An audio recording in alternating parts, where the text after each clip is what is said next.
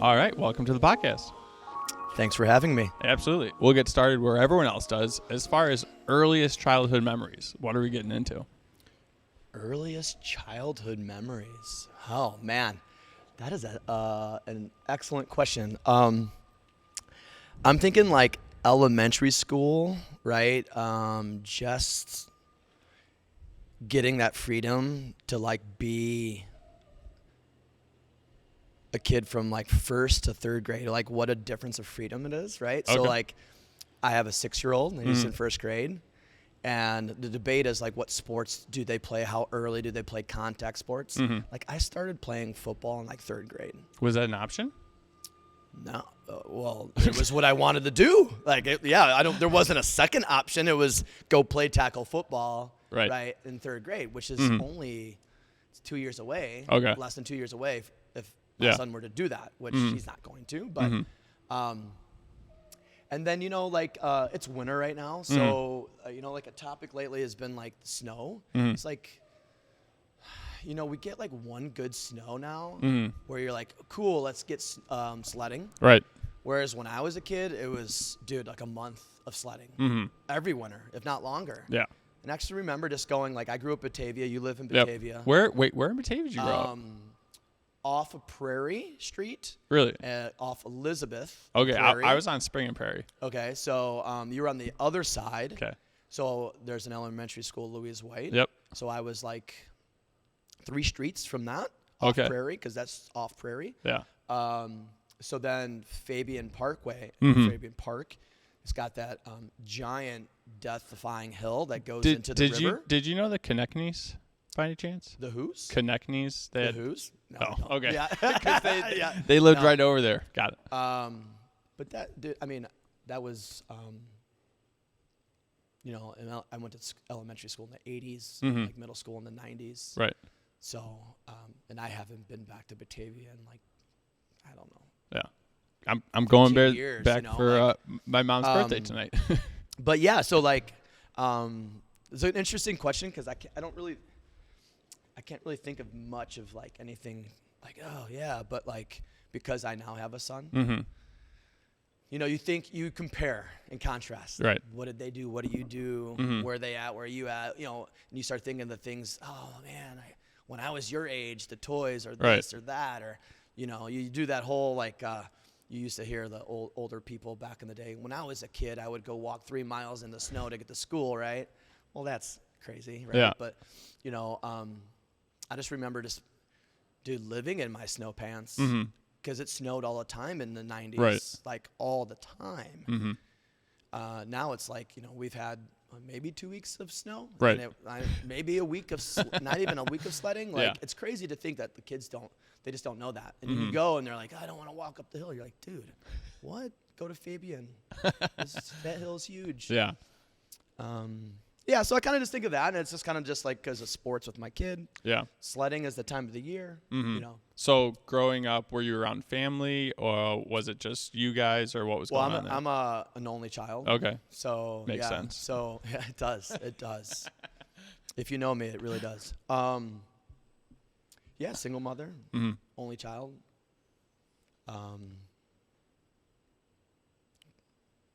Lived in some apartments, then my mom finally got a home, like a house. Okay. And that's where we lived by Louise White. Yeah. But I went to that elementary school, Yeah. so like all my friends originally came from that section of like Wilson Prairie, and what is that? Like it's like north of Wilson. That whole little area. So like on the other side by like what would be 7-Eleven, like that side of people. Like I didn't meet them until like middle school. Okay. There'd be no reason to go over there, and all the friends right there. Right. And then as I grew older, all my friends were on the other side of the river. Right. On the west side. So did you meet them all from school, sports? How did you start making school. friends? Yeah, school. Just just as a process grows. What was unique is they redid our from junior high to middle school. When we were growing. And going through the process of school, like they were going the process of expanding schools, making them bigger, adding schools. So we had to go into one building which just happened to be 6th grade only. Okay. As they transitioned from junior high school, which is, I believe, the library now, to the middle school, which would be like towards you. I don't know what that school is called. It's got a name to it. Rotolo? Yes. Okay. Yes. So we were the first. I was the first 7th grade Oh, look at you. class in that school, right? Yeah. But so going into 6th grade, you were really like secluded to just that group of people. There was no other kids walking around, and that's when that's when I met all like 3 of my best friends I still talk to. Really? That's when I met them. What was it, in a specific class or just like? No, I don't know. I don't remember exactly. Just you meet one kid, and I was a sport kid, so then you just met other kids that and then you just grew into that, and grew into that, and grew into that. And how did you pick sports when growing up? Was it like your mom liked a specific sport, or you're just like, I want to do all the sports? Oh, dude, I was just an outside kid. Yeah. So, whatever, just outside kid, which is different from today. Like, kid, you gotta throw kids outside today because it's just a different world, It's a technology world. It's a screen world. Mm-hmm. So what did it look like for you? You weren't in, early 90s, late 80s, or like ESPN was just starting, like it wasn't even a, MTV was still just music videos. Gotcha. So like there was no reason to stay inside. Like, everyone had a Nintendo or a Sega Genesis or something. Yeah. But even like, there was, to play music, I remember I had a boombox where you put tapes in. Yes. And with VHS. Like DVDs weren't a thing until later, like, so, through elementary school, you're just outside all day, man. Yeah. Like, all day. You get home, you're outside. It's just different now. So from that, it was just like, okay, well, season to season is what you did, And so outside is basketball, baseball, soccer, and then indoors, basketball. Yeah. Did you start off like specific? And then football and just whatever. Was there anything you're like, hey, I just want to do this, or is more so like for sure from middle school we just kind of wanted to do everything? It was just whatever. But yeah. I had a really close friend in elementary school that played football. He was my best friend. Shout out to Jermaine Butler. It's a great name. Great name. His name. You guys want to know his nickname? Was Maine, because his name is Jermaine. Okay. Maine. Dookie Stain. So if you're watching this podcast, you just got lit up with a ridiculous nickname. Wait. So his name was Maine. Yeah. So Jermaine, Maine. Gotcha. Everyone was Maine. But I gave him the full name. Okay. Maine, because I like to rhyme. Maine Dookie Stain. And my name was Mike Booger Bike. We're talking about elementary 88 kids. This is what happened. These are the nicknames you got. Did he at least earn it, or that was just what rhymed? No. Oh, okay. Yeah. Okay, he had some funky underwear for sure. No, it rhymed. It rhymed. Okay. It was stupid. Did you give yourself your own nickname? No, he gave me Mike Booger Bike, but that was just me and him. Okay. But Maine, yeah. But no. So joking aside, he had already played a season. Okay. And I was just like, yeah, cool. Like, I'm not the best athlete. I'm not the worst athlete. I like to go. Yeah. So, and I was sucked into it. So that was the only thing I did. I stopped playing soccer because you play soccer. Okay. Soccer is the first thing that everybody plays. It's the easiest. Just run, kick, ball. No skill. Like and then you filter out, right? I never was into baseball, so I never played t-ball. Okay. I never played Little League baseball. I went from soccer right into the tackle football. Okay. And then we would always play basketball, but that I didn't play any organized basketball until you hit middle school. Right. So when you first started playing football, did they teach you how to tackle? For sure.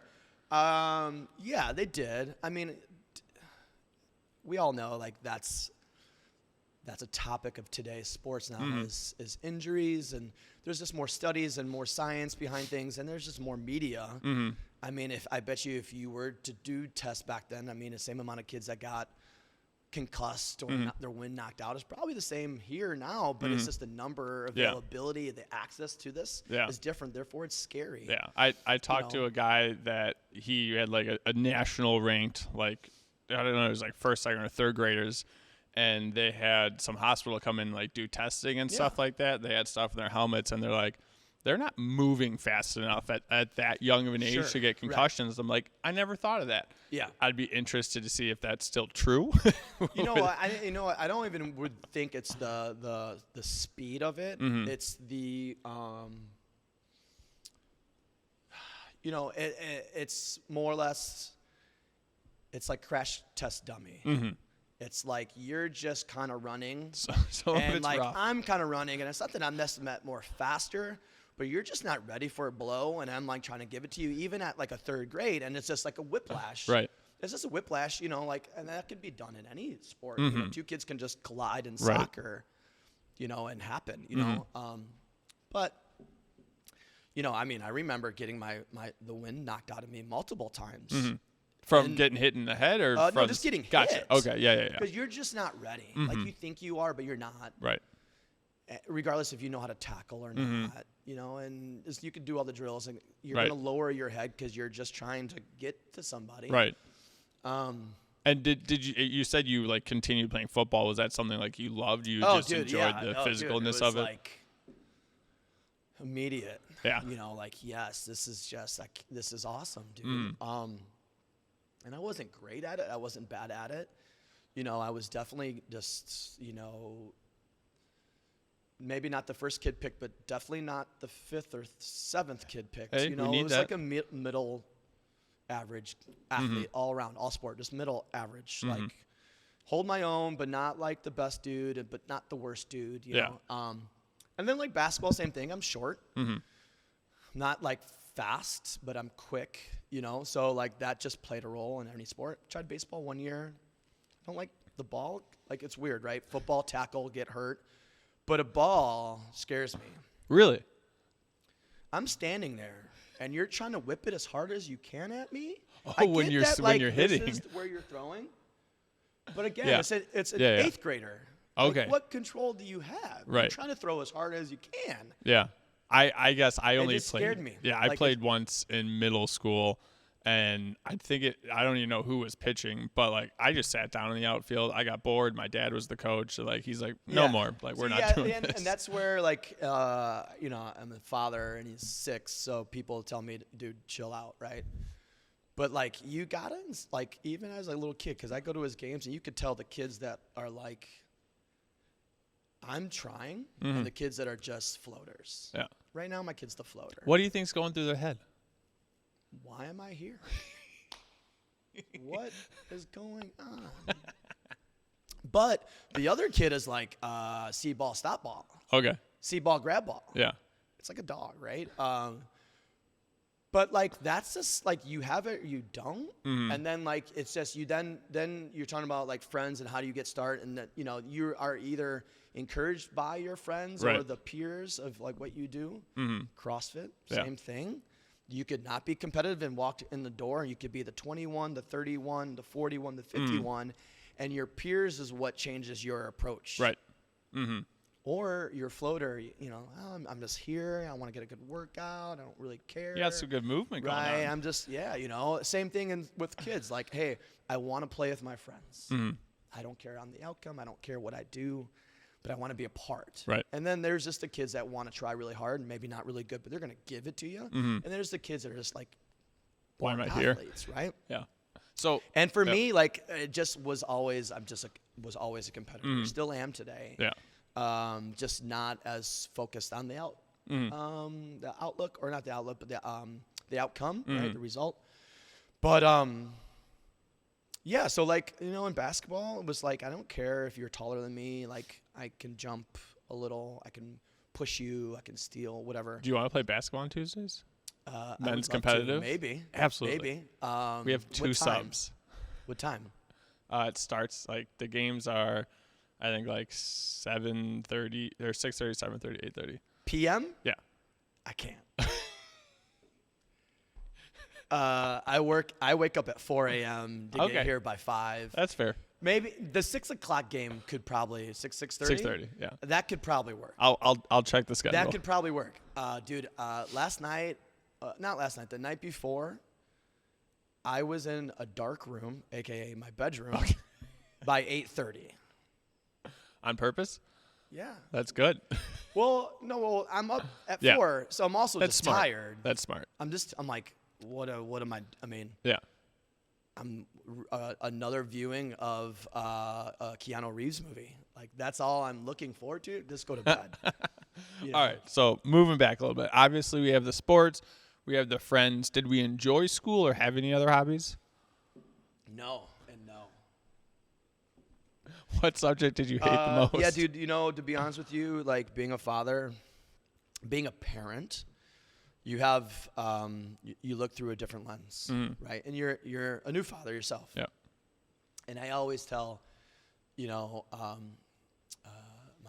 fiance, and then just talking with other people, like, you either enjoyed your upbringing, and you thought what you parents did really worked, and you grow from that. You use what your parents gave you, or you have other options. You're a shitty parent. And you're just like, fuck it. Like, I don't, whatever. Or you try to review what happened with yourself, and you reflect, and you try to implement different things to improve your child's life and make them a better person or whatever, And I wasn't a student at all.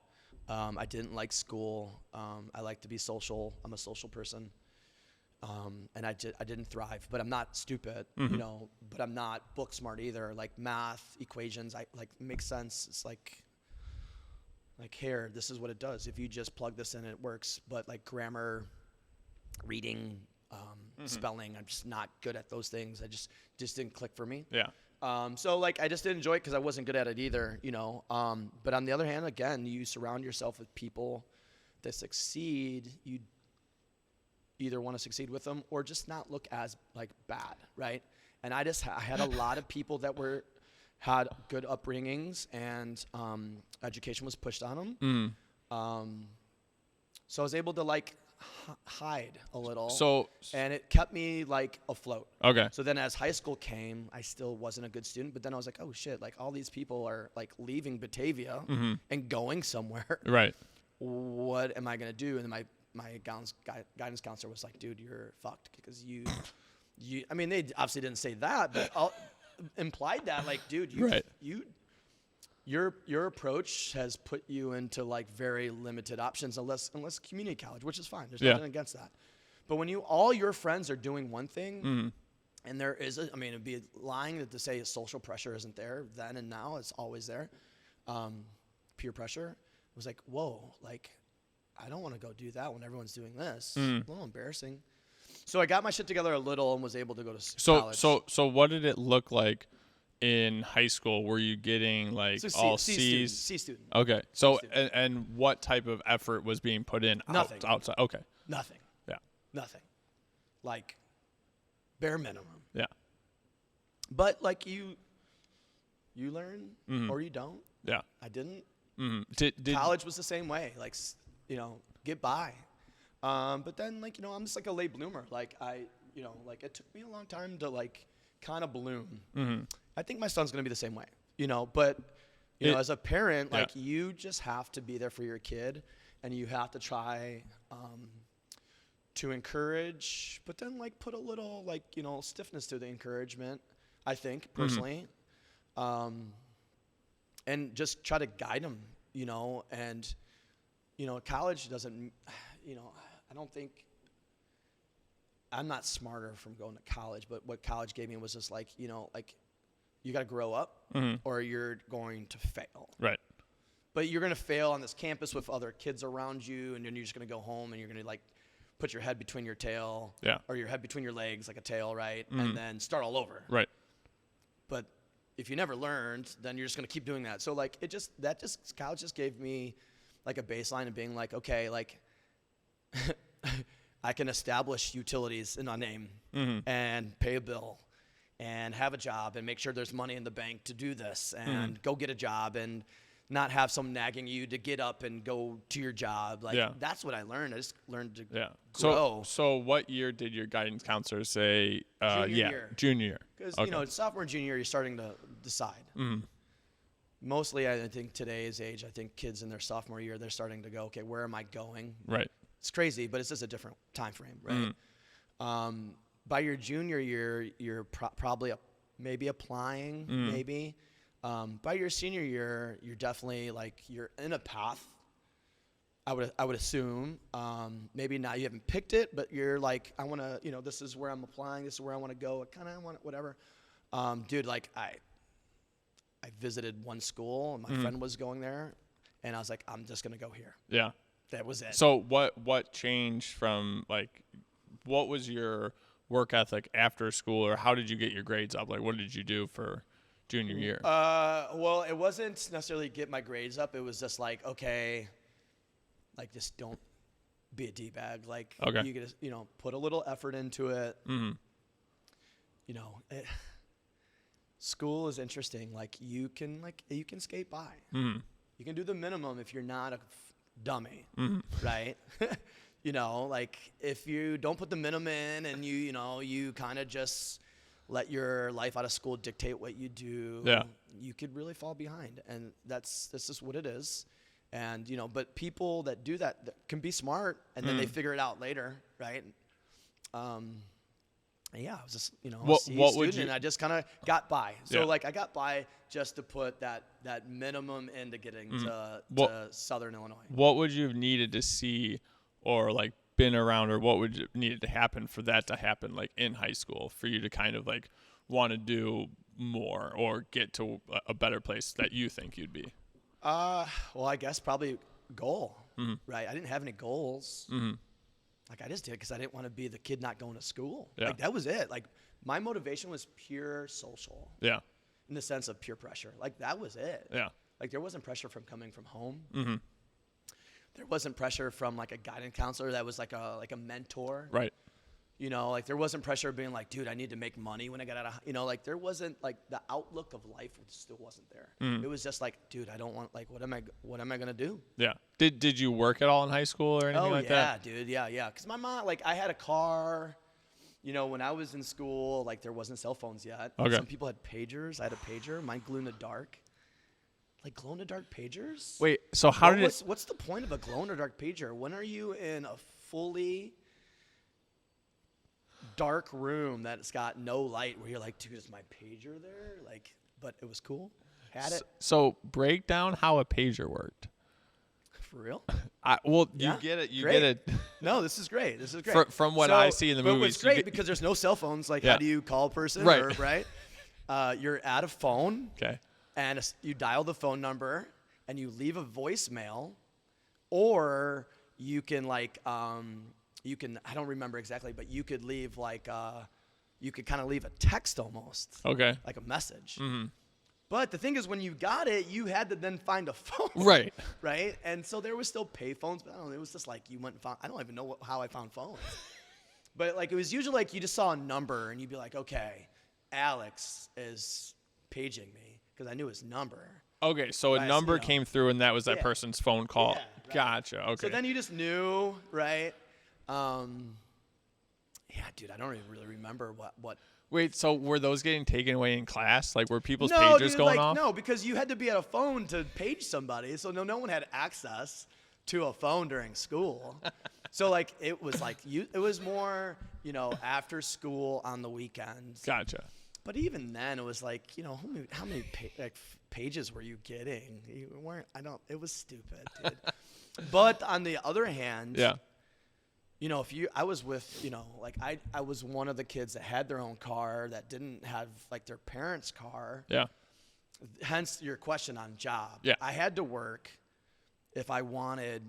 My mom paid for car insurance, but if I wanted, she gave me maybe $10 a week for gas because I had to go to school. Well, back then, how much? That's $10 gas gave you like half a tank, dude. Yeah, for real, 3/4 tank.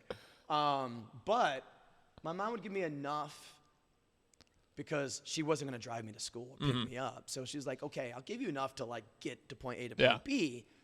But back then, dude, you could ask your friend, dude, "Hey, I'm going to pick you up. We're going to go wherever, but you got to give me. Can you give me $2 to $3 for gas?" Yeah. But then there was another friend, and then you got $6 with your 2 or 3. You got $10. You got gas for the weekend, probably, right? But yeah, having a job, dude, I like that 7-Eleven on Wilson and Prairie used to be a White Hen Pantry. Absolutely. Best sandwiches. Yeah. Best sandwiches. So I worked there at 14. I was the, like, what do you call it? Stocker? Stock boy. Okay. Nice. So I stocked the shelves, the coolers, and shit like that, right? And then I worked, I delivered pizzas one year. At Rosati's? No. Oh. They had the best slices, though. That location, the best slices. Delivered pizzas one year. I worked at that White Hen for a long time. Mm-hmm.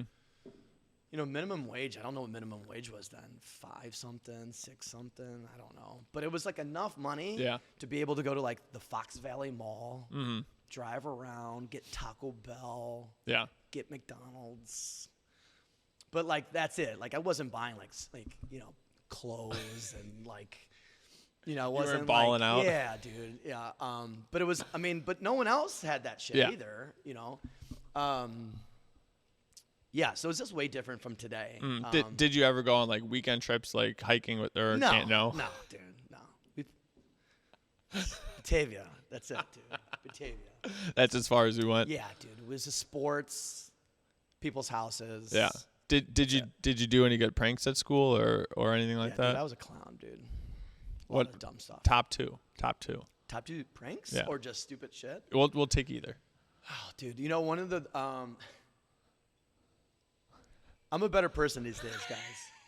Way better person.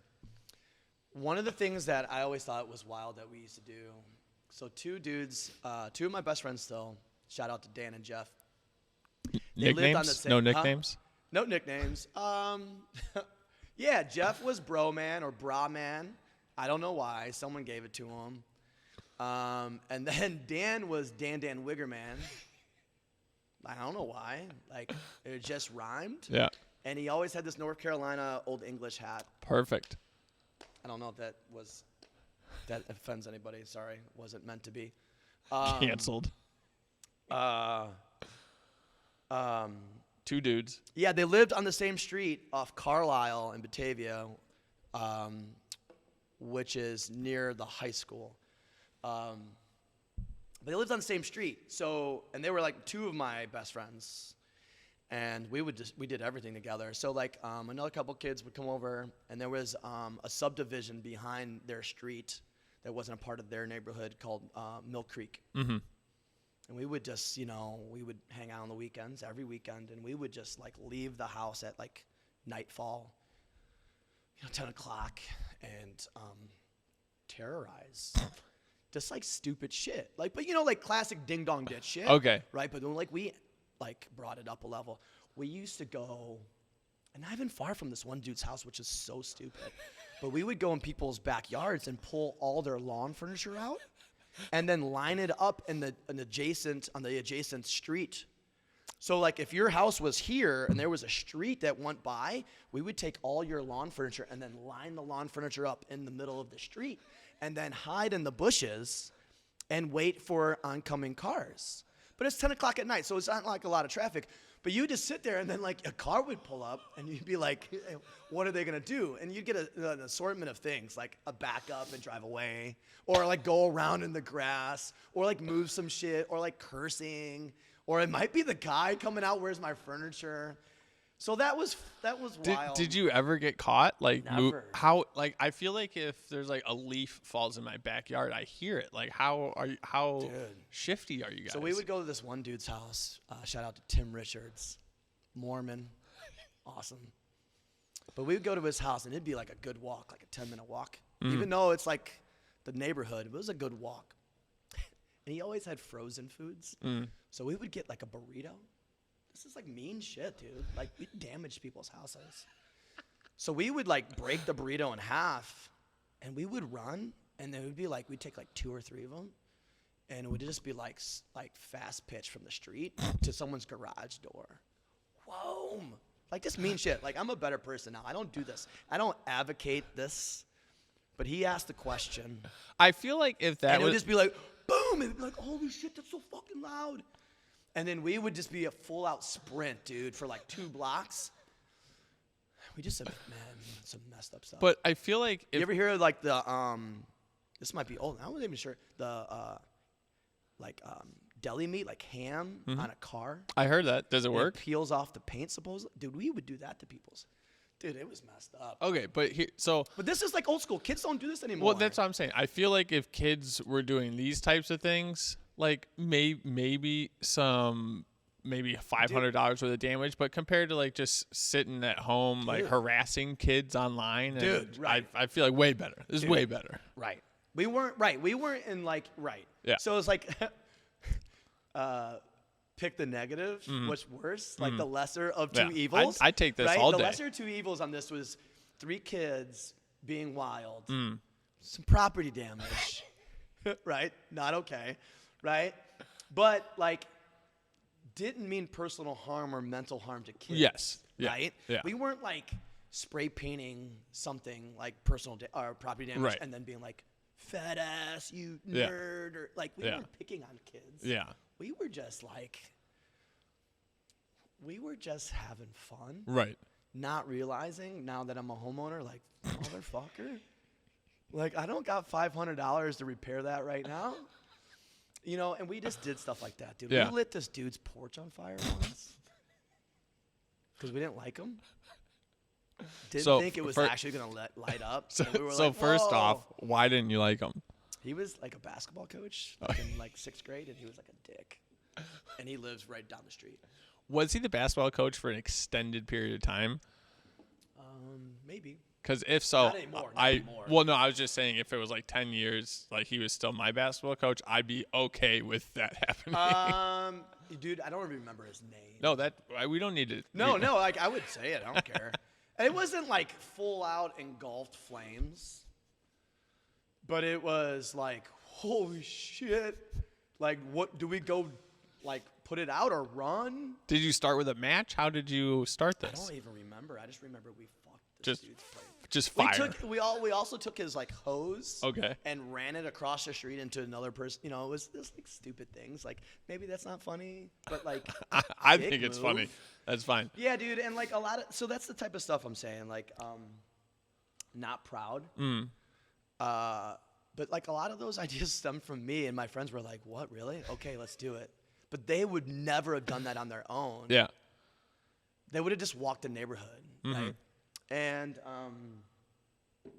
yeah, dude, we used to just get wild. But, again, like, it wasn't, like, we weren't picking on a kid. Right.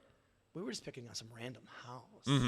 There was no malicious intent. Yeah, dude, but that's what, like, back then, and I don't see this, at least in mine. Dude, it would be, anywhere from probably 6th grade, you get more freedom then. Freedom is introduced at that age, right? Up until before you have a car, right? Or one of your friends. So 6th to sophomore year. You hung out at your friend's house because there wasn't screens, right? There wasn't cell phones. What would you say your mental health was like in high school? Fine. Yeah. But I was a wild kid, man. Like there was nobody like picking on you or like self-worth wasn't down. Like, I don't want to say like I was a popular kid, but I was a popular kid in the sense, I'm sure there was plenty of people that disliked me. But I knew kind of like a little of each niche of groups of people and like kind of semi-friends. Well, at least, I thought at least, right? So, but there was a group of people I would hang out with that were like my core.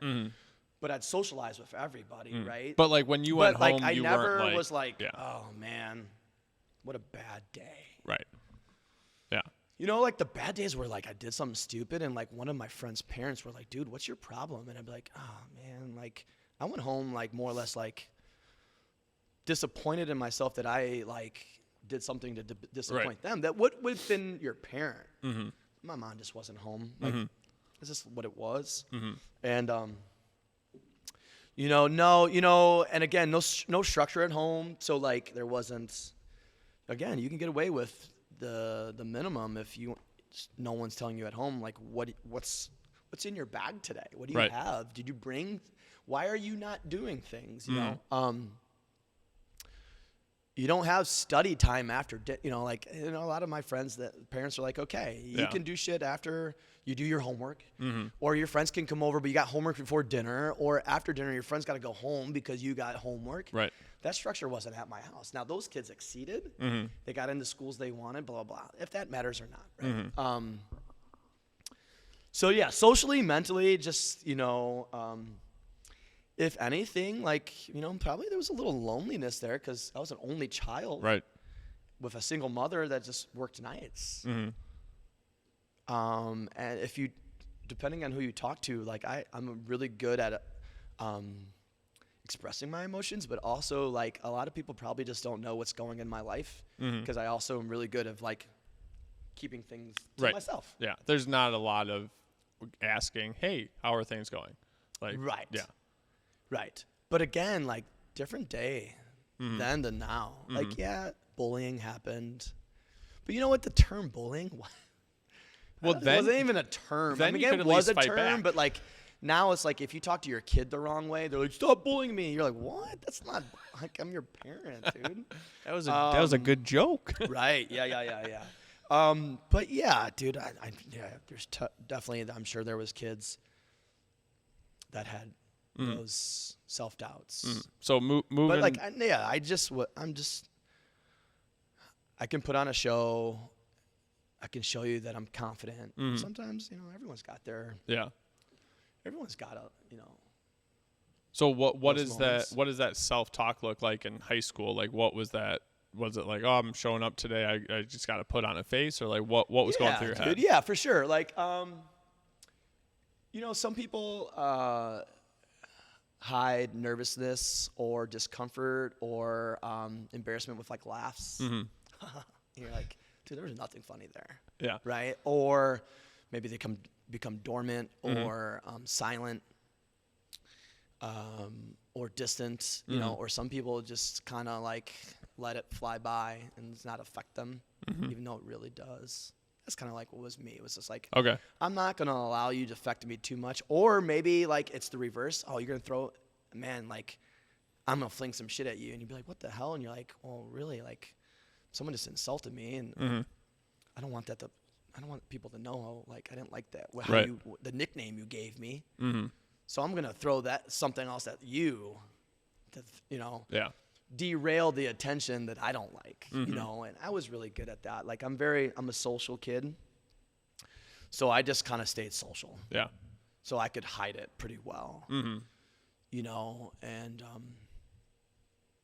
I guess this being social was just kind of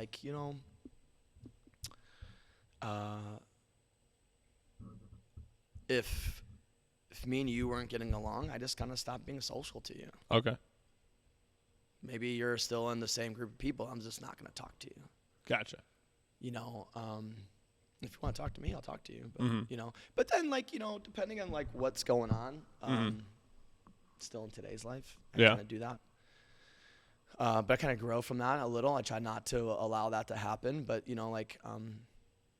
everyone's got different ways of dealing with it. Absolutely. So when you're moving from high school to college, you're living at dorms down at SIU? Is that where you went? Yeah, 1 year. Okay. And then we found a loophole second year.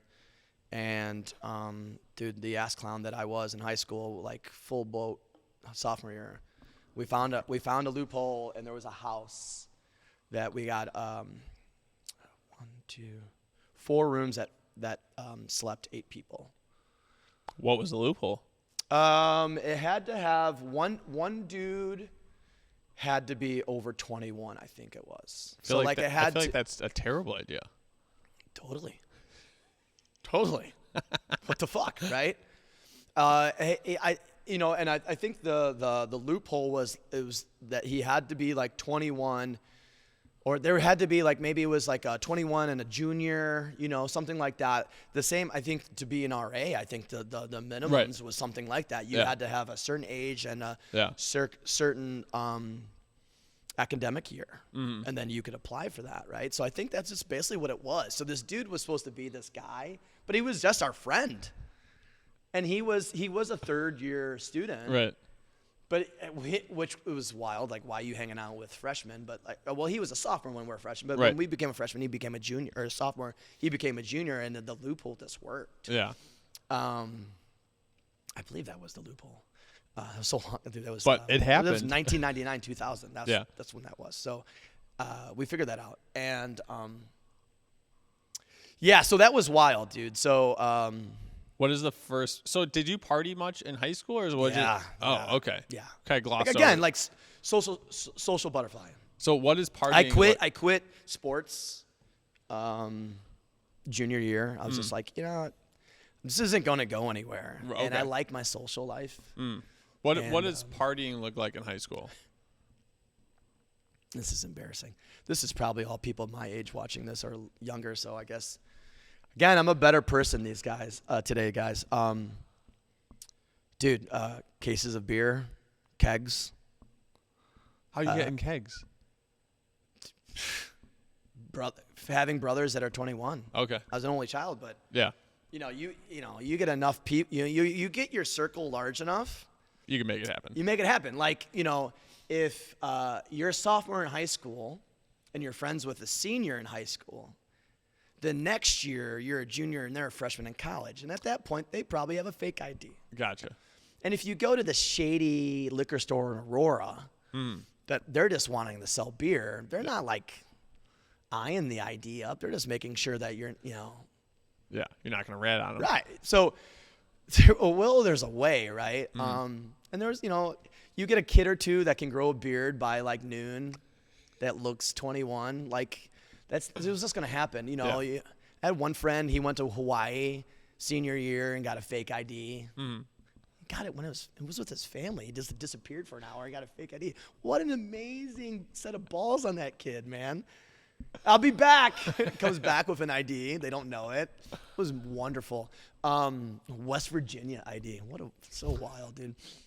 But yeah, so like my mom was always gone. Okay. So, like, my house was a stomping ground for many, like, dude, keg parties. Like, what? Like, it's wild, right? Didn't you have to clean up after, though? Absolutely. Wow. But think about it. When you were in high school, even at a senior, what was your curfew? I was a square. So okay. I was like 10 o'clock or whatever. Okay, but even so, that's probably the curfew for most kids, right? 10:30. Yeah. Okay. Well, my mom's gone at, 3. Kids get done eating dinner 5 on a Friday. Yeah. Pizza night, right? Yeah. And then they're gone. Okay. So we started partying at like 6. So think about it like then, like if you're partying at 6, by the time like 9 o'clock rolls around, you're probably like fucking where you're going to be as far as like intoxicated. You're not drinking anymore because you know you got to be home in 2 hours. So, like, you're done drinking by 9, but it seems like midnight because it's been 3 hours already. That's pretty good control to cut yourself off because you know you got to go home. Well, not everyone did that. Right, yeah. So I think a lot of kids just kind of had loose parents, but then it was like, well, you're coming home at 10:30, you're walking in the door, your parents are probably in bed or whatever. Ah, okay. Right? Yeah. As long as you're not like throwing up, which that did happen for some kids. But like then my mom worked nights. So she wasn't coming home until maybe 10:30, 11. Most kids were gone by 10. Yeah. So it gave us an hour to clean. Yeah. Yeah. So hey, there you and go. then like if it was a keg, I don't even remember what we did. We put it in my garage. I don't know what we did with it. Did something with it. It's a great question. I got to ask. So that transferred well to we were fully year. ready for a Southern, dude. Okay. Like when we were out, it was like these kids were like, "Wow," we're like, "Dude, we've been doing this." It was wild, man. I'm not trying to be cocky about it, but it was a lot of Keystone Light in high school. That's a college beer, like yeah. And then college happened, and we're like, "All right, carry on." Yeah. So it was wild, man. How did you? A lot of weed. A lot of weed in high school. A lot of weed in high school. What was the introduction to that? To weed? Yeah. This dude came home. They used to live in Batavia. His parents moved to California. Okay. Enough said. He came home, or he came back to visit, and we were out. We were walking Geneva, And it was like sophomore year, freshman year in high school. And this dude's like, hey, let's go over here real quick. Like super like the video, like Say No to Drugs video. Hey, come in this alley. No joke. It was like an alley. He's like, I got this. And we're like, what is it? We're like, oh, all right, let's try it out. And it was like, from there, it was just like, all right. Yeah, man, it was wild, dude. Like there was no whole bar, dude. Like, so I was a wild kid. What would you say? I was a wild kid. What would you say you're not proud of? Like, I hope my son doesn't do this. Like, it's not encouraged, but it is what it is. What would you say your relationship with drugs and alcohol were? Because it seems like it wasn't something that you were going to as like a relief. It just seemed like you were enjoying it. It was very like, you know, I was good at drawing attention as I am now. I mean, you take my classes, I'm a microphone the whole time. Yeah. And I, you know, like, you know, I'll shoot the shit with you. And I shoot the shit with a lot of people, and you know, when you become intoxicated, a lot of things can happen. For me, it was just like the social butterfly intense. Yeah. You know, I could talk to anybody, be a clown, watch me do this, watch you do that, whatever. You know, so it was very much a social thing. Yeah, but then there was some dark years, you know, a young adult, you know, you start losing yourself a little, but what, like, was not that too in much, college? Or? College, yeah. Okay. So what but does like, that it look was just like? a social thing, you know, and, you know, the problem for a lot of people is,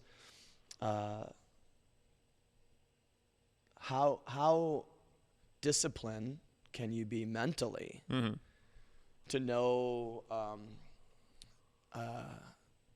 responsibly where you are in life. Okay.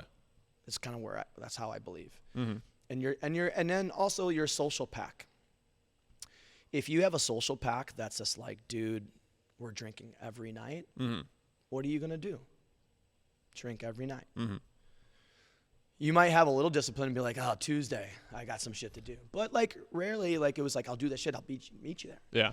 You know, but then if you have kind of more of a social pack that's a little different, that's, you know, goal-oriented or school-oriented, or, you know, there's some other things that are, you know, maybe you're in a band, or, you know, maybe you're just like, dude, we're hitting the basketball court at 7:30 every day, you know, like those things change. And as you get older, those things change too, or work or whatever. I mean, that's where it's like hard in college. Like, it's kind of like, that's when you learn. That's what I was saying earlier. It's kind of, then you come out and you get a job and you keep being that person, and then you figure out, then you meet a wife or somebody, or you have kids and you settle down, right?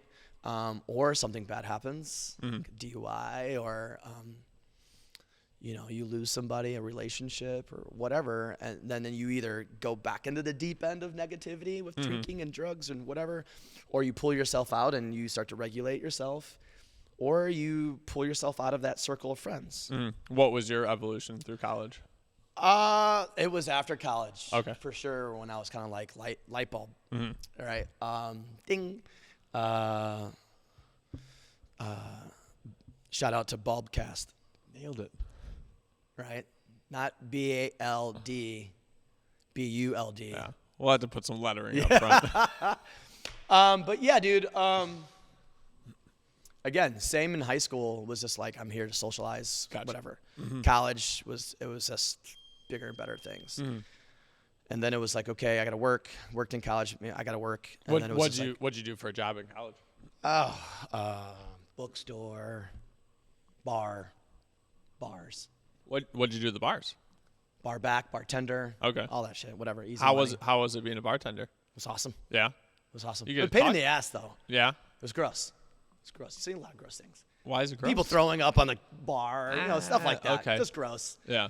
Did you make good money as a I bartender? made amazing money. Sounds like Amazing money. I Yeah. don't know what I did with it. As a college kid coming home making $300 a night, That's like, a what lot. do you do with that? I don't know. That's what I good did with now. it. Huh? I'd take that money now. Fuck yeah. It was awesome, dude. Yeah.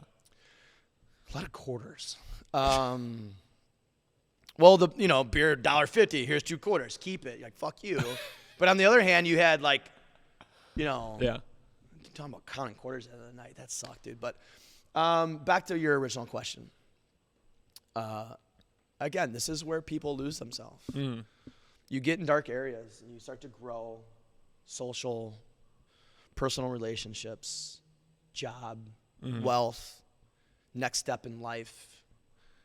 You know, all these things are factors, and then you drink or use drugs, and these either derail you, you know, or sidetrack you, which is kind of derailed, but sidetrack just means like you're able to get back on the path.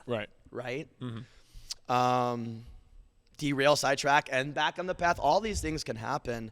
Again, it's all about your circle. And I think that's why like some people go into, you know, what would be like called support groups or AA, things of that sort, you know, or going somewhere for treatment, is that you're removing yourself from these social groups, you know, your atmosphere, the group of people that are capable of doing these things and holding a job, which you're like, how is that possible? You know, but they're not healthy people, and you just don't have any, you know, ability to regulate your decisions or your amount of drinking or whatever, what day of the week or whatever, or your decisions based off what you did that day. And you become an alcoholic or a drug addict, whatever. It's pulling yourself away. And I just have always been really blessed with a great group of friends. That didn't choose other paths, and a group of, you know, family, you know, that's always been supportive. And, you know, just, I also will credit myself, you know, like I was able to be like, okay, like, dude, I just can't do that anymore. Or just not as much. Or, you know, I got to really just do this on the weekends. Right. And then be a slob Saturday, Sunday. Right. And it was a little self-reflection, but it was just, I just grew. Like I said in the beginning, I was a late bloomer. And I just really think that's just what it was. It's a late bloomer, you know, and again, I just had friends that was just like, they weren't a late bloomer. So like they had a better job and they had a girlfriend that became a wife, and they, you know, and they had these things. And I was like, all right, I gotta grow and I gotta mature. You know, I just matured later in life. Is that happening really what it was. In college, out of college? Out of college. Okay. Yeah, for sure. So what were we doing right out of college? I just got some jobs, you know, worked for Verizon. I worked for a copier company. I worked for a mortgage company. I worked at a restaurant, a couple restaurants. You know, I survived. You know, I was raised as a survivor. I can survive because I'm willing to work. If you're willing to work, you can make money. It's just what can you do with the money, right? And then just from there, like, you know, I've been blessed with, you know, we haven't stated this yet on your podcast, but, you know, I'm the owner of CrossFit Amplify, and again, your network of people, as you probably would know by now, and that network of people also becomes your inner group of friendships, that has such a large influence of who you are and what you do and the decisions you make, decisions you don't make, or decisions you make and you lean on them for support or just advice, you know, and bless the opportunity. I'm not religious, but the term blessed is I'm thankful for like what I have now, because I've met amazing people that I can't be the ass clown I was when I was 24. Like, these people would not be my friends anymore. So what got you introduced to CrossFit? You know what? Was getting my ducks aligned, or whatever that term is. You know, I was just kind of getting my shit like, okay, I'm not living at my mom's anymore. I'm in my late 20s. I'm getting a job. I'm bouncing from jobs. What am I doing? And you know what? To be honest with you, you know, everyone has something that kind of light bulbs you into something. Boom. Again, shout out to Bulb Cast. We'll change the name. Hey, no, I like it. I want to make sure they understand the Bulb Cast part. You know, I again was with people. I have great friends that just had their shit together. Again, like, it's your surroundings get you out of stuff, or pull you up or motivate you if you're not just 100% motivated yourself. And sometimes it's a support system is your family. And this wasn't, you know, that lacked the, you know, do better. Just survive. And so I got into fitness for myself. Okay. And I was like, man, this just feel good. What was the initial? Ooh, I should probably start working out again. Like what happened? Yeah. Okay. So not to get into it too much, because we could be here for a while. One of my reasons to not playing organized sports in high school anymore is I became there were some small health concerns that weren't health concerns then. Right. But now realize what I have today is no, that was the start. And it was just it didn't encourage me. It was discouraging to continue because it wasn't me. But I have a rheumatoid arthritis disease called ankylosing spondylitis. Okay. Which is basically rheumatoid arthritis, kind of like generated through the spine. And if I'm not on the proper medication, my spine ultimately could fuse, right? So I could just be kind of just here, just at some point, right? So I'm regulated on medication, but I've been on it long enough that I'm not solely independent to take it weekly as recommended. So fast forward and then rewind. I was starting to have some of these symptoms in high school, and that affected who I was as an athlete. And I just was like diagnosed oddly, like, you know, you have tight this, tight that, you're blah, blah, blah. And it was just, I was very unmotivated and it was discouraged to continue. So I was just like, party. Yeah. And that rolled heavily into college. I became still an athlete in college. I actually had such amazing times playing flag football and intramural basketball and intramural ultimate frisbee. If you've ever played, that's so fun. I haven't played it in 20 years, but it was so fun. I'm not good at throwing, but it was just fun. Yeah. You know, dodgeball, like crazy shit, right? That comes with college. And you just do shit because it's fun. You play sport. Still had a lot of issues and never got diagnosed with ankylosing spondylitis. So rewind to later, adulthood. I finally was recommended to see a rheumatoid arthritis, diagnosed, here I am. So in this time frame from like senior year of high school to a year out of college, was not where I'd like to be physically, had my ups and downs, but the disease really limits what I can do. And if you know CrossFit, it's like, whoa, you can do that now, knowing that you can't do certain things. But the medication helps me, and I'm a better person for it. Sucks I'm on medication. But I finally got medicated, and I was like, oh, my gosh, like, I want to work out. Right. So I started working out, doing, like, bro shit. Let's go. Globo gym stuff. Push, pull, come on.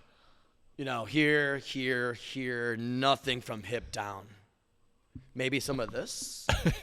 And maybe that one where you do that, and you're like, I don't even know, like, is 35, is that hard? I don't know what this is, right? Calf raises, why? Like, 28-year-old doing calf. I don't know why people do that unless you're bodybuilding contests, right? Bikini model, or but unless you want to dunk still. Yeah, absolutely. Right. Shout out to grown man basketball leagues. So I found my light bulb moment. I keep going to this because it's true. I was like, maybe this is what I do. Like, maybe this is what I do for a living. This was in like 2006. Okay. And I was like, oh, all right. So I found this school in Lisle called like NPTI. It's like National Personal Training Institute. Cool. But it was like, what I thought was cool was it wasn't just like an online course. Right. Because I didn't want that. Yeah.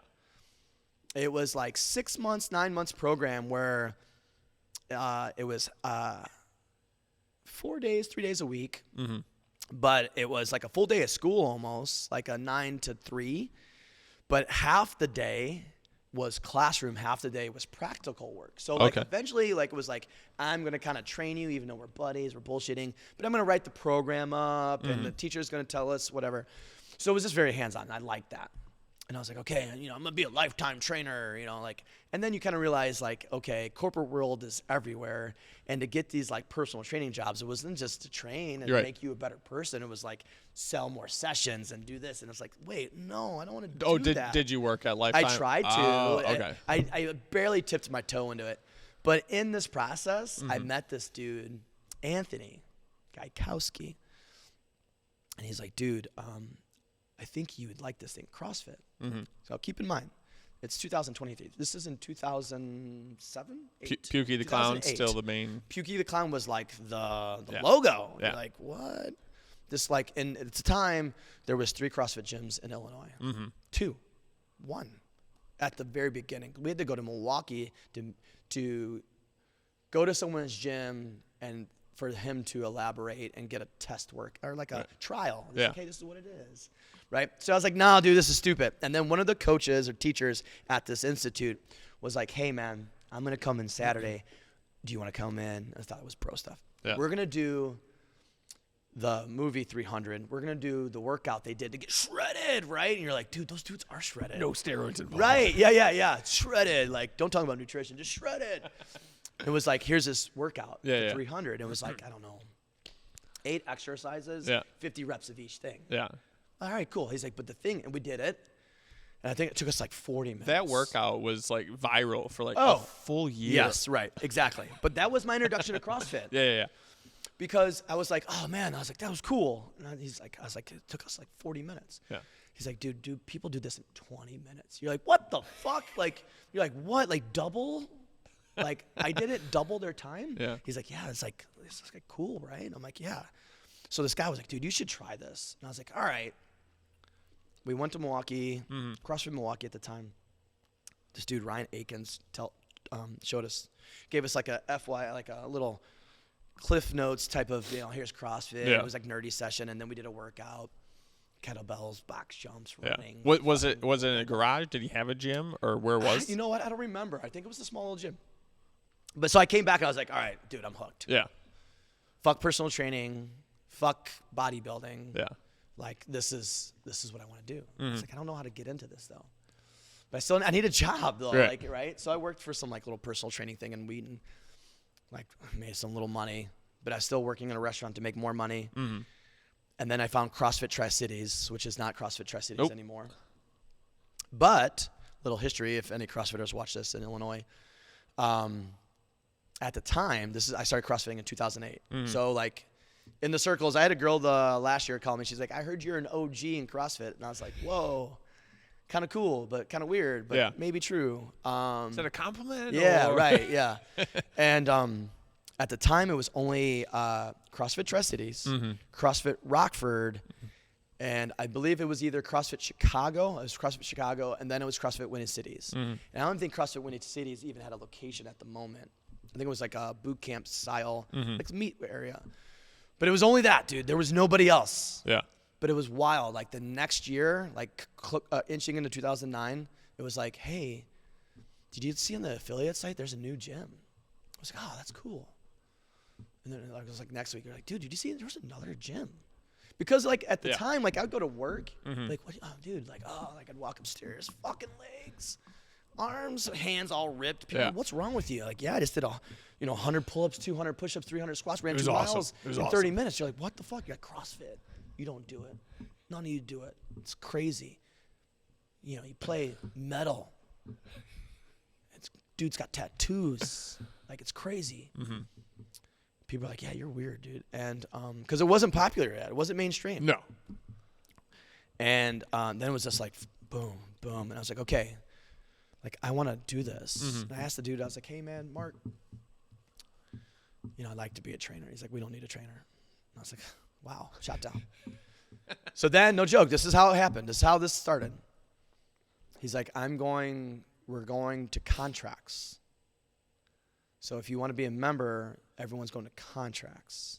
But if you sign the contract for 6 or 9 or a year, you can receive a discount, which makes sense. Right. Kind of jag-offy though, because like CrossFit at the time was grassroots. It was it was like the opposite of everything. Yeah. And I was like, oh, all right. I was like, listen, dude, I really want to be a trainer. You don't want me a trainer. I think, I'm going to go try to go do my own thing. Yeah. So I'll sign you. I get it. I don't want to like disrupt you.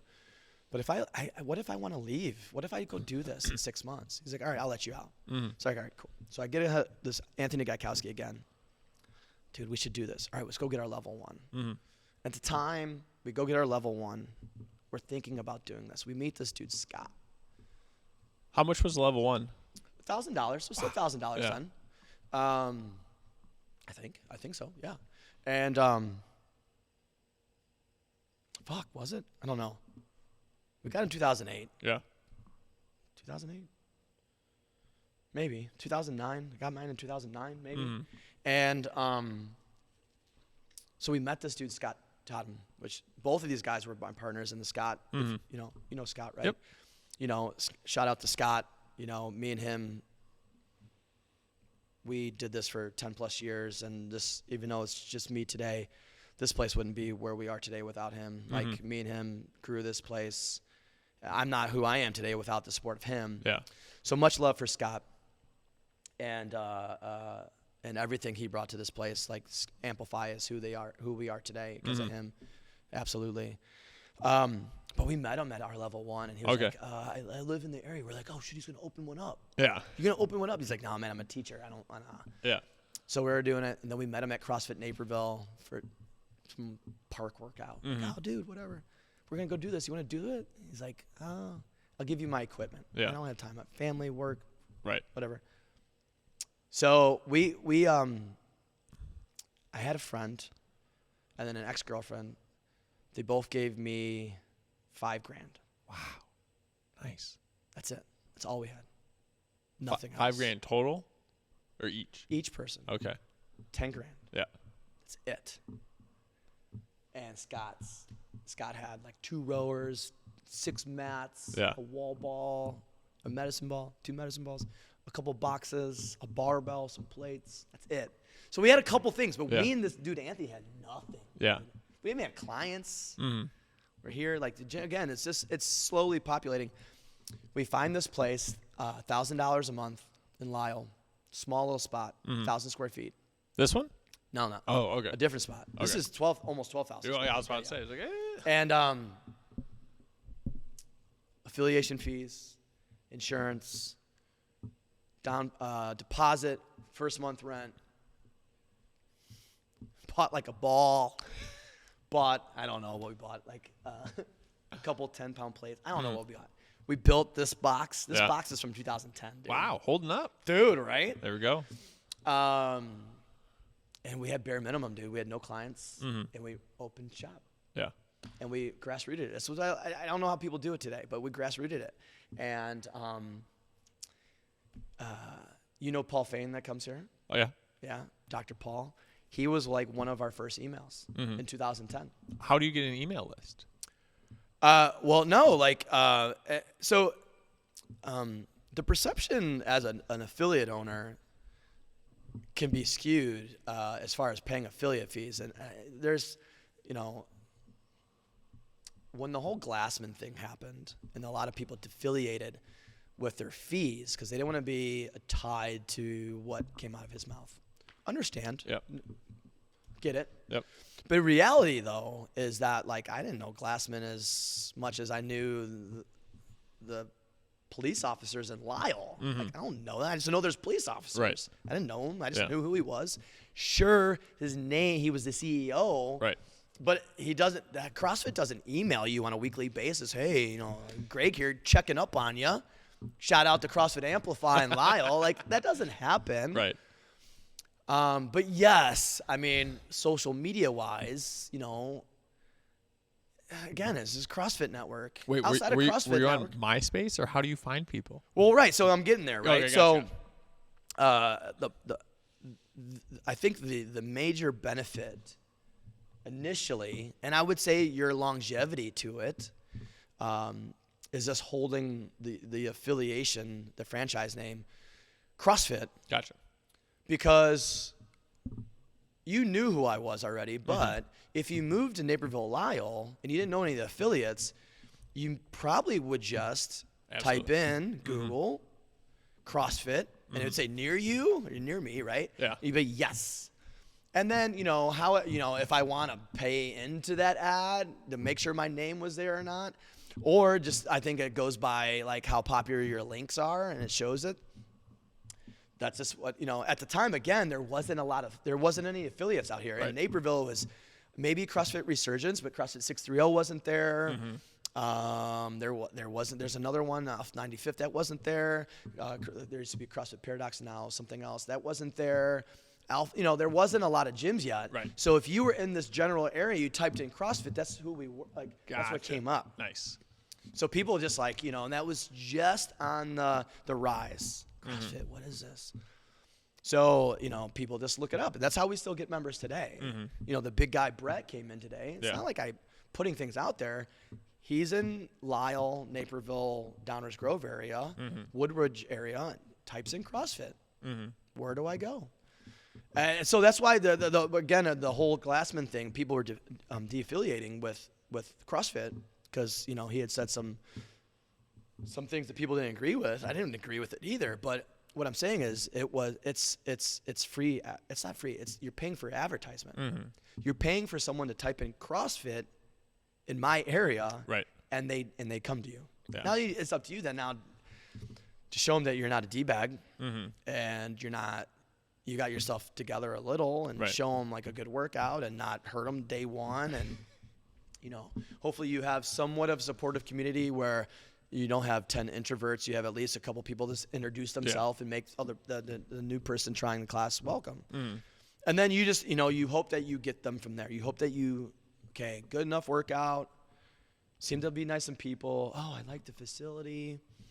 Good, nice website. Oh, prices are fair. Whatever whatever they're looking for, you find it, and you're not going to meet everyone's needs. But now, I would think it's harder to start an affiliate.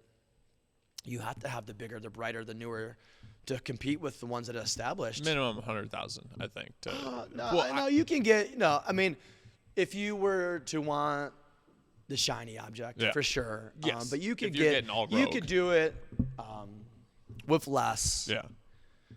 But on the other hand, usually when that happens, you're leaving a gym.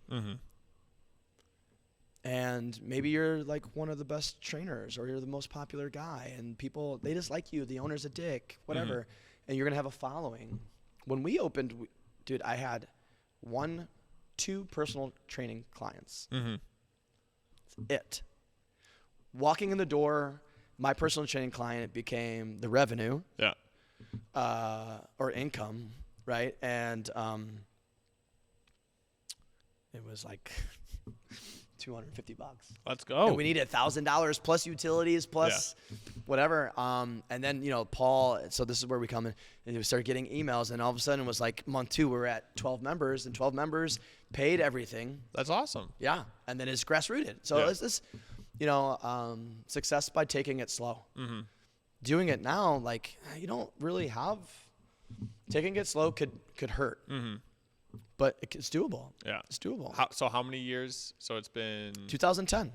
So we're going on 14 years. Okay. So what was there ever a time like, hey, in like a year or 2, I need to be making this amount of money, or like, what, dude, it's wild, man. Like, it's just, as a business owner, that would make sense. There'd be a business plan. To be honest with you, the first couple of years, like my family would be like, oh my gosh, you're a business owner, and wow, you've made it. You guys are still open. Like, not that like they didn't think I could do it, but it wasn't like I was doing anything crazy. I wasn't like this like business acumen minded person. Yeah. It was just, giving people like what they were looking for. And it was just I would just tell people all the time, like, this is just a fad. I really just thought like this, because a lot of people are like, oh, you CrossFit, that's stupid. Look at the pull-up you're doing. You're going to hurt yourself. It's not going to last, like, like Lifetime, big global gyms. Those are successful, You don't offer that, group class, whatever. It was just like, man, like, this is just cool. This is just fun. If this lasts, great. But I don't see myself doing this in 2 years. Really? I don't know what I'm going to do. You just love doing it. It was just great. Yeah. Like, it was because you get to work out. You get to be with some like-minded people. you get to meet people, and there's enough money to like, maybe have a little party for your, whatever, like, and a lot of these members become your friends, blah, blah, blah. But then it just grows. Mm-hmm. But then it just depends what you want out of it, and, if you're business minded, oops, sorry for the fans kicking in. That's right. You're business minded, which you should be. Right. Then you're starting to look, forecast, have a little bit like understanding of where you need to be and where you want to be. And then if you're a go-getter or not. And like, again, we just got lucky. We started at the right time and we just grew it naturally where like the dollar sign wasn't important. We didn't have to be here. We just hey, pay the bills, pay our loans back, and then just, start building equipment. It was just that for the first 2 years, it was just pay the bills, pay the loans, grow equipment, grow the members. If there's $100, take it. Right. If there wasn't, so we didn't make any money. Like I wasn't making $1,000 personally. Yeah. But then in like 2013, maybe, I was like, okay, like this has got to be what I do. Yeah. But we had grown and we had moved into this location. Gotcha. So like the clientele had just grew itself. Yeah. And again, we were one of the first, so we were able to, like, I don't know if my approach would have to be different. I couldn't just let it grow itself. Right. So like we got lucky. But we also, good, foundation of community members. Yeah. Again, shout out to Scott. Like he had a good delivery. Great athlete, good teacher, good coach. And I was just always very motivated by people. Right. And their success in the class or in what they were doing. And I was motivated to be good. And that, I think, kind of like was motivating to others. And we just got, we got blessed with like good athletes in the beginning. Yeah. In the beginning, we were one of the gyms that had good athletes. Right. And it wasn't because we looked for them. We just got them, and we just weren't. You didn't. We weren't the mom and pop group. We weren't like the weight loss group. We were just a group that we're going to work hard. We're going to bring it. For sure. But we weren't like the top guys. We weren't the bottom guys, and so people gravitated to that. Like we were going to come here. We were going to CrossFit. We weren't going to water it down. Yeah. Scale it. Yeah. But, we're going to do this and, figure out how you're going to make that work for you. And we didn't want you to get hurt, but, we were going to lift. We were going to snatch. We weren't going to, not teach that. Yeah. Some gyms kind of stay away from that. For sure. We'll wrap things up. We'll get a part 2 in for sure. But the last 2 questions. Sorry, I talk a lot, man. No, you opened up Pandora box. No, that's good. We'll try to get one without the fans at the end. But what is your definition of health? Not necessarily the dictionary definition, but what is health to you? That's tough, dude. Because I'm not really brilliant with words and super educated in the health world. I mean, I think I am. I think I got a good head on it. But you know what? I tell people, like, dude, I don't care if you CrossFit. Like, that's what I like. I think it works. I think your definition is just, eat well, like clean. Clean's a really gray word. It can go different directions, but eat good. Yeah. Don't be a slob, right? But eat well and exercise. Yeah. And with CrossFit, I just I tell people you gotta to sweat and be like, fuck, that sucks, and come back tomorrow. Yeah. I like that. But again, I started playing football in 3rd grade. Right. I wanted that challenge. You gotta want a challenge. But in fitness and health, I think if you just work out, I think, dude, you're already that step. So my definition of health is just, stay active, challenge yourself with the activities you do, because you can't just do one. You can't just walk. That's not health. Right. Because your body's gonna regulate. So keep challenging your fitness. Know that you don't have to be what's good eating, but what's not good eating. You can't eat McDonald's 4 days a week. It's delicious, but you can't. Right. So just eat well and challenge your fitness. Like, try to do activity more than 3 days a week. Mm-hmm. I think your wellness, your skin, your sleep, your activity, your energy level is going to be better than the person that's just like, I work, I eat, I sit. Mm-hmm. And you're gonna see the person that says, I'm 40 and I'm 40. You're like, whoa, that dude looks 30 and you look 45. And that person just doesn't. They just let go. You know, they let their life get the best of them. Their kids, their wife, their job, and they get consumed, and they stop doing for themselves. So stay active. Try to eat decent. And that goes, but then, like, we can get better. We can do, like, there's more. Like, learn the good foods and bad foods. Get educated there, you know. Maybe have goals in fitness, and that gets you to the next plateau. There's steps, but just general health. You got to move. You got to be challenging your exercise. You got to exercise, but exercise only gets you so far. Right. You got to essentially dial in some type of, not diet, but like food choices. And then you could stay above the average person, dude. And for a long time. Absolutely. Dude, I'm 43, and I do things that dudes in their 30s don't do. Right. No, absolutely. I do, you know, and I will continue to do this. So, yeah, man, just stay active. Find a sport. CrossFit nerdy thing. Sport, I guess maybe. But is it basketball? Dude, keep playing basketball, man. Right. Because you're doing more than the next person. You know, you're going to drink a beer afterwards. All right, cool. But, like, maybe make sure you have a good, healthy breakfast or lunch. Yeah. Knowing you're going to do that, too. Yeah. But then, you know, you could get, like, you know, the better thing is eat better, be disciplined, and you could see amazing results. Absolutely. So, yeah. So, what's something from your life that people listening to the podcast would be able to take away as a positive? As a positive, dude, like I probably beat this home. Surround yourself with phenomenal people. I think that would. I mean, if you're a motivated person, you motivate yourself. Right. You don't need the group or the atmosphere or your networking to get you where you want to go. Yeah.